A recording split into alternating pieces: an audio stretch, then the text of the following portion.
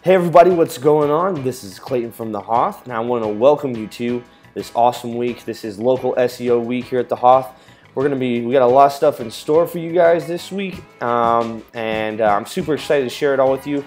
Local is a big thing. There's a lot of local businesses, whether you are your own local business and you're doing your marketing yourself, or you're an agency, or you're an affiliate, any of these kinds of things. We got stuff in store for all you guys this week, and what we want to do is we want to just take apart local, put it all back together, and just totally demystify it. So today in this short video, today's video is going to be pretty short. I just want to make sure that everybody's on the same page. We're going to break down just local SEO 101 for you guys and show you what you need to be working on. So before we get started, I just want to let you know this week we got a bunch of stuff coming up. It's going to be awesome. Local SEO University 101. This is basically your quick start guide today. And we're also going to be going through a little bit later this week, demolishing the most common mistakes that people make with local SEO. So local SEO is a little bit different in the fact that there's some things you kind of got to know, and there's a lot of mistakes that people make. We're basically going to break it all down and go through it just to make sure that you have everything set up perfect. We're going to be going through some awesome keyword research hacks. They're going to be able to 10 times your local traffic. Basically some local specific keyword research. It's going to be great for you guys. And we're also going to be going through the perfect local site setup. So this is your actual website. We're going to show you how to set that up perfectly. And then we also have a lot more in store. I'm really excited because we have some of the best minds in local SEO joining this week. And we actually created a Facebook group specifically for you guys, so local SEO ballers. And we're gonna put all of our info in there, tutorials, Q&A. You can ask questions there. We're gonna create like a little community of like-minded SEOs that are all just gonna help out each other. And so if you want to find that group, you can just search on Facebook for local SEO ballers, and you'll see our little logo there. And you can also just go to facebook.com/thehoth, and we're going to have that posted up there right at the top, so you can just find that group super easy. So, are you guys ready? Let's get into this. Like I said, this is going to be a quick little video, and basically we're just going to break down local SEO 101. So, local SEO. This is for businesses that operate locally. Now, this doesn't mean that you actually have to have a physical address. So, for instance, a lot of business, they just have a service area, or they work out of their home, but they service a few different neighboring suburbs or towns.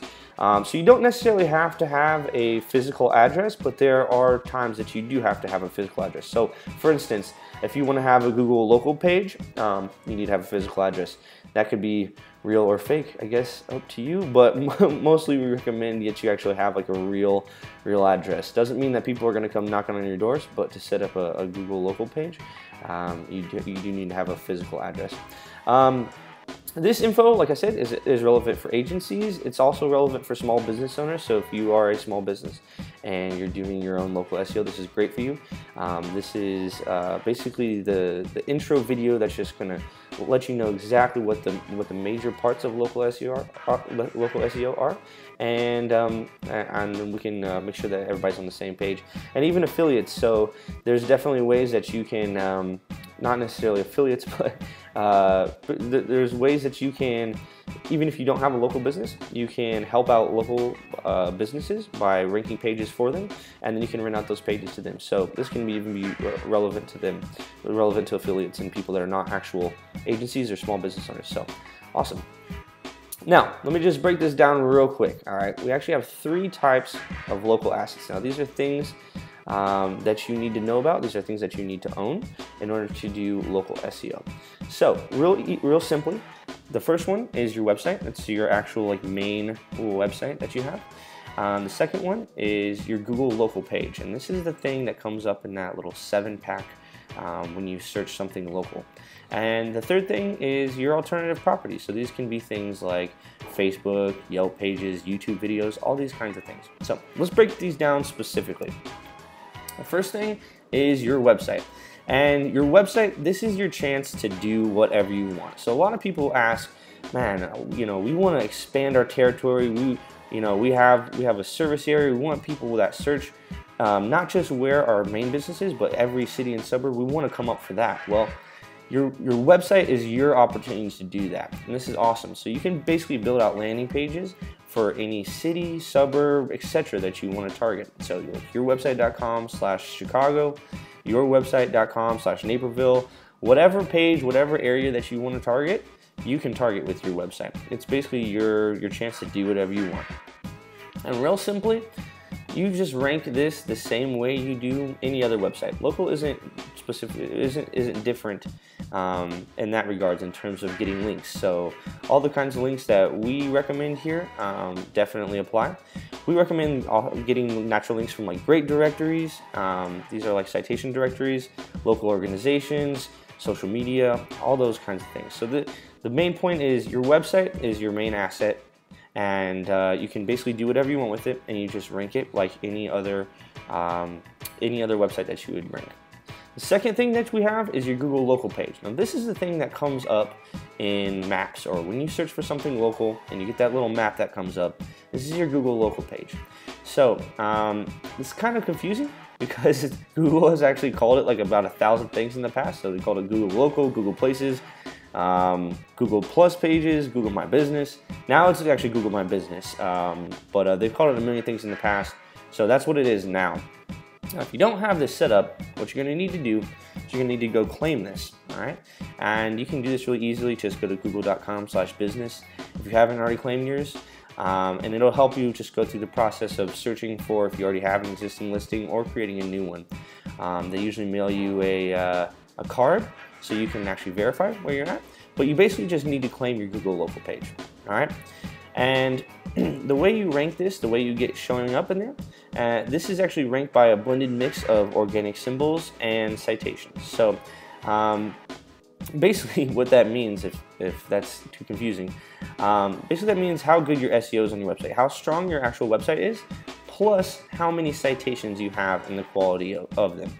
So what the hell is a citation? Okay, so a citation is basically, it's kind of it's basically a combination somewhere on the internet of your name, address, and phone number. That's what they call it, an NAP citation. Okay, so this is anywhere where they find that combination of your name, address, and phone number. And these are usually found when you guys go out and build directory citations. So for instance, if you go out and you have a local, if you go out and you have a Yelp page, it's going to have your name, address, and phone number, and that's called a citation. Those are the things that are going to help you rank your Google local page. So those are the things that are going to help you get up there in maps when people search local terms. So you can get these and links by submitting to good directories. So here's how you get the citations. So you submit to big ego citation directories like Yelp, Yellow Pages, etc.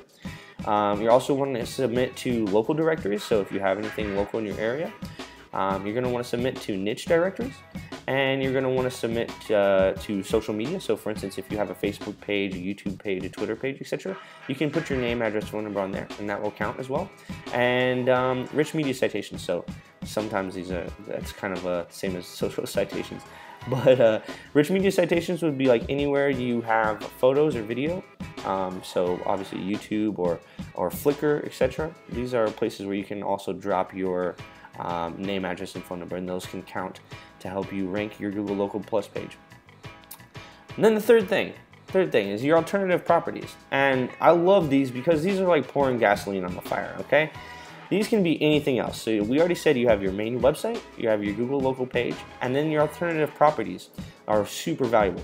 Thing is, you can rank multiple listings for your keywords, so you don't only have to have your website ranking for your keywords. You can actually use your website, you can use your Google local page, and then you can use alternative properties. And you can create as many alternative properties as you want for as many keywords as you want. So these are awesome because most people forget about these or don't use them. They just use their one website, and if their website ranks, they're awesome, and if their website doesn't rank, man, they're screwed. So if you use alternative properties, you have a lot more chances to rank, and you can usually set these up for free, So these include all kinds of different things. So these can include your Yelp page, you can rank that. You can create a Facebook page and put your keywords in there and rank that. You can create YouTube videos and you can rank those. There's lots of opportunities for alternative properties. And the thing is, you can rank these the same way you would anything else. Now, at the moment, you can be a little bit more lenient on the types of links that you throw at these things because most of these come from super high domain authority properties. So they come from You know, like Yelp.com is an extremely popular website. Same thing, Facebook, YouTube. They all have huge domain authority. So you can be a little bit more lenient in the types of links that you throw at it. But in general, you just rank these the same way you would anything else. You know, you can throw some links at it, and sometimes it'll rank just right off the bat. And if not, then you do the same thing just like anything else. You start adding higher quality links. So for instance, high PR links, high domain authority links to those videos, and those will usually pop up, just pop right up there. The other thing about this is cool is that if you send link juice to these properties and you rank these properties, not only will you be sending link juice to these properties and you can rank them, but you can also link back to your website. And this just creates a big circle of link juice that's just flowing all around to all of your different properties. So the link juice goes from your links to these and from these to your website. So let me show you real quick a little diagram of how this all looks together. So right here at the top, we got your website, all right? And this is your main asset, right? This is the one that you really want to rank. And you have landing pages for each area that you want to rank for, okay? Second thing we got there over on the left is your Google local page optimized. So you set up your Google local page and you've optimized it. So that's what's going to come up in the map right there. And below that, you see we have citations and links. So all your citations and links, they help your Google local page rank, and they also send link juice all back to your website right there, okay? Now, on the right-hand side, right underneath your website, we have alternative properties, which also link back to your website, and those rank. And then we got all kinds of links going to your alternative properties. So you can see how the link juice just flows up the chain into your baller local SEO setup. So that is what we're shooting for, guys. This is your main 3 areas that you're going to be concentrating on. So if you have these set up correctly, you're going to be a super local SEO baller. So that's what we're going to be working on this week, guys. Right before we go, I would love for you guys to come join us in our local SEO ballers group.